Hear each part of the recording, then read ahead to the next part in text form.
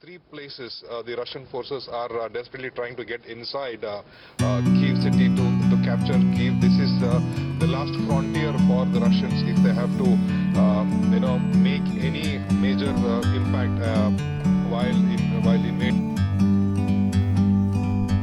Like a bird on a tree. Su-35s have been shot down. There are various. I'm just sitting here. I got time. When it comes to their It's clear to see sort of ideological perspectives, they're very different. from up here.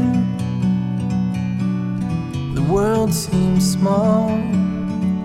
The Chinese President We can Xi sit believes that there is no together. future for democracy, and the It's so U.S. president beautiful. believes just the opposite. You He and believes me. that this is an inflection point in history. In other words, that We the meant battle to right be now. in the great outdoors, forever free. West are watching very closely. They're watching closely as China exerts its pressure on Russia because, of course, this could have another chapter in its own region that would make the United States very nervous. So this is why the United States is trying to keep this dialogue open. The press secretary believes that there is the opportunity to resolve some of these differences and at the Take a same step time back. have a potential ceasefire in this See imminent the crisis. trees around you. From a distance you can tell. Your president needs you, we've been told. And they came. Some with flags and fervour.